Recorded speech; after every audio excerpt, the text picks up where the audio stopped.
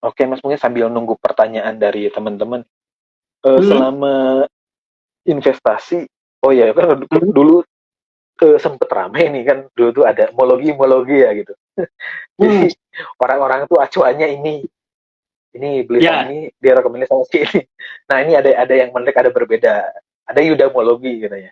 Ini kalau si Yuda posting kita harus segera jual gitu. Soalnya nanti besoknya merah. Nah itu boleh diceritain nggak mas? Itu gimana? karena emang target saya tuh jadi Coach Justin, Mas. Tapi versi pasar modal, Mas. Oh gitu. Kan Coach Justin sering bercandanya kalau dia ngedukung Itali, yang menang lawannya. Oh, iya. Oke. Enggak, murni itu tuh karena ini sih, Mas. Saya tuh baru sadar kenapa itu sering terjadi, karena saya tuh sering beli saham yang rame di sosmed. Saat itu Hmm. ya, tahun 2020. Yang saya nggak tahu, kalau saham rame di sosmed itu kan emang naiknya udah tinggi.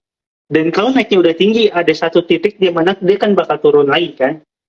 Nah, cuma yang saya nggak tahu tuh ada proses itunya. Saya tuh kira kalau udah naik tuh bakal naik terus. Akhirnya waktu naik tinggi dan ramai di sosmed, saya ikutan beli lah.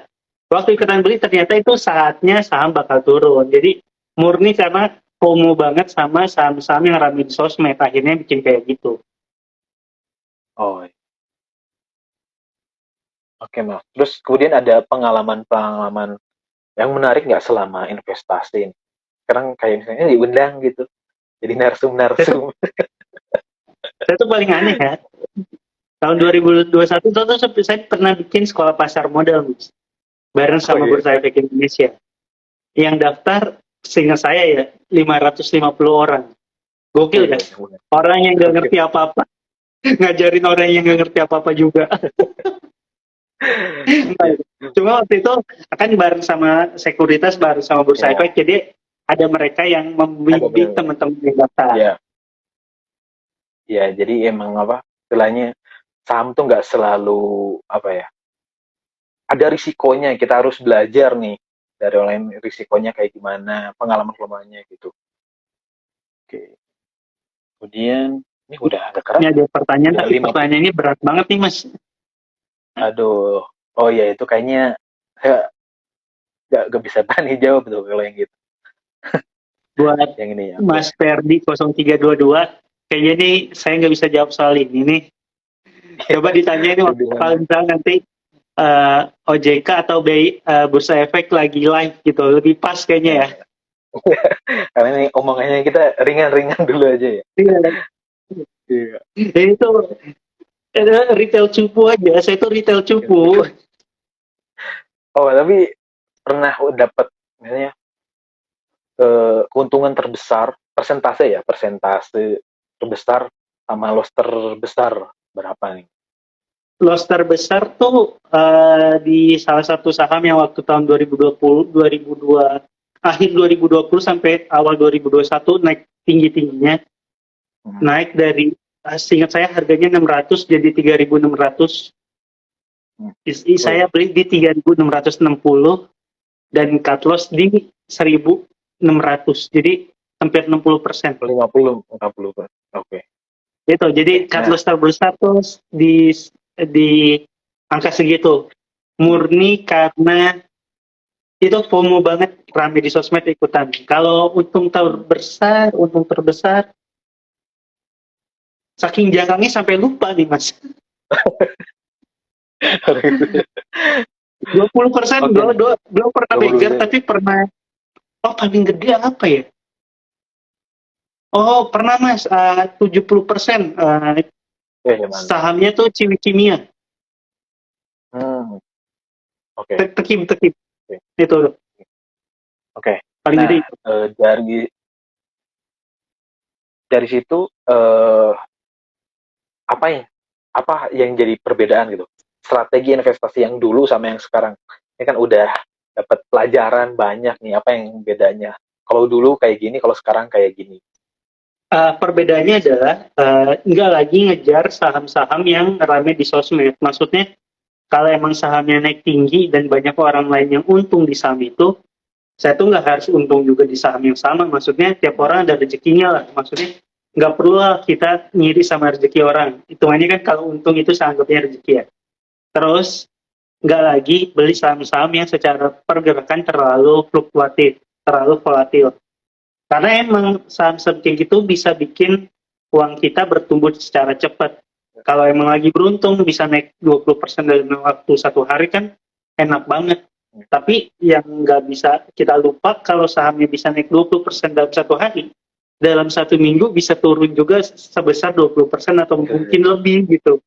Akhirnya ya udah menghindari yang kayak gitu. Makanya waktu pun dapat saham yang keuntungannya bisa 70% itu kan hitungannya big market kan tuh big market big caps kan. Ciwi Kimia kan salah satu saham yang udah mapan kan, yang secara pergerakan juga nggak terlalu volatil, dia juga udah bertahun-tahun gitu sih. Oke. Itu yang membedakan tuh akhirnya sekarang resikonya didahuluin sebelum keuntungannya. Dulu tuh nyarinya keuntungannya dulu, resikonya belakangan. Sekarang resikonya dulu, keuntungannya belakangan. Tapi pengen untung juga sih. Iya, ya pasti. Oke nih. Kemudian nih karena kita kayaknya keasikan ngobrol nih, nggak kerasa waktu udah hampir sejam nih mas. Ya. Oke, mungkin nih 5 menit Gitu. dari kita. Iya, kita keasikan ngobrol ya. Teman-teman juga seru nih. Pada banyak aktif ya, pada nanya. Nah, kemudian mungkin sebagai penutup nih, tips investasi biar nggak dijegal semesta nih. Gimana nih mas, versi Mas Yuda? Dari orang yang udah sering nyangkut, percayalah, investasi resikonya diduluin, jangan keuntungannya. Karena lu akan mikir, nggak apa-apa, gue profil resikonya tinggi. Percayalah, itu cuma jadi pembenaran dari kelakuan lu yang salah. Atau dari habit yang kurang tepat gitu. Karena kalau lu tahu betapa susahnya kita mencari uang di dunia nyata, jangan sampai uang kita yang udah kita dapat dengan susah payah, kita taruh di produk investasi malah hilang gitu. Jangan sampai hilang.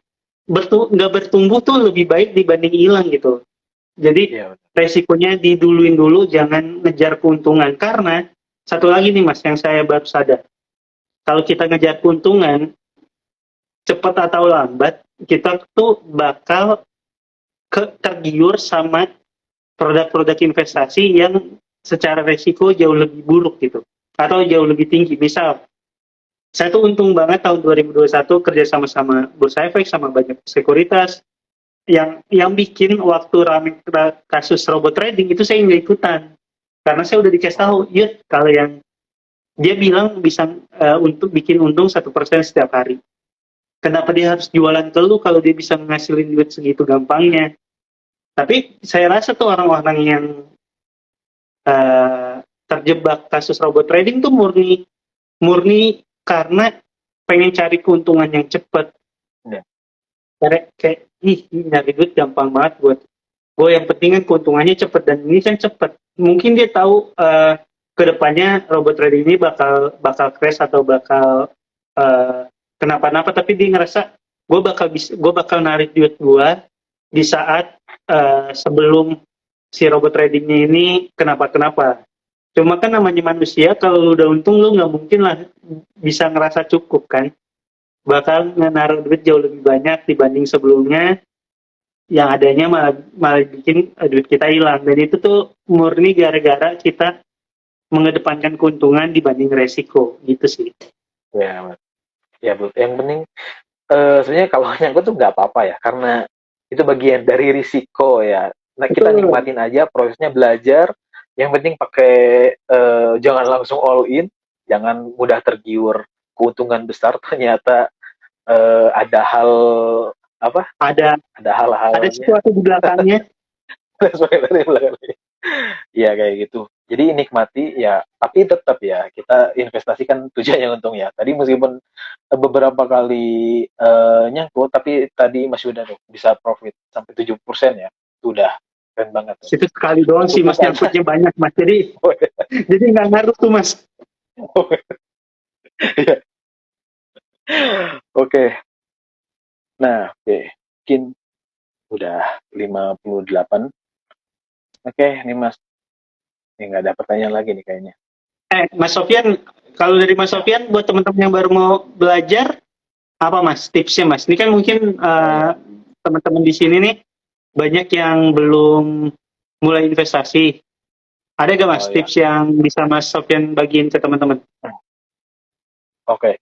Mungkin tipsnya pertama kita harus investasi ke leher ke atas dulu ya. Kita belajar dulu.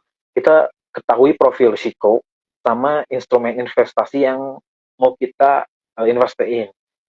Kita harus mengerti bahwa produknya itu harus diawasi sama OJK. Kemudian kita harus siapin sebelum invest itu kita harus siapin dana darurat dulu. Nah ini penting banget ya. Kadang Oh iya, orang tadi kita belum ngomongin tuh Mas dana darurat Mas. kita ngebahas dana darurat ya. Itu penting banget. Kadang ya kita nggak tahu ya kapan ada musibah terjadi gitu kan. Makanya kita siapin dana darurat. Sehingga misalnya kalau misalnya kita lagi invest nih, boncos, lagi nyangkut, kalau jual rugi, nah kita bisa gunain dana darurat itu buat nutupin masalah kita kayak gitu. Jadi nggak perlu cut loss dulu gitu. Nah Mas kemudian boleh jelasin nggak Mas dana ya, darurat itu gimana dan jumlahnya tuh berapa sebaiknya kayak gitu Mas? oh ya, kalau dana darurat ya sebaiknya kita siapin duluan sebelum investasi. Nominalnya bisa ya sekitar 10% gitu. Oh enggak, hitungannya dari lihat pengeluarannya berapa nih. Kalau misalkan saya gaji 4 juta nih, pengeluaran 2 juta. Nah, kita siapin tuh 3 sampai 6 kali pengeluaran ya. Kalau yang single ya. Terus kita simpen di Oke. instrumen yang liquid, contohnya reksadana syariah, pasar uang kayak gitu. Atau dalam bentuk cash juga nggak apa-apa.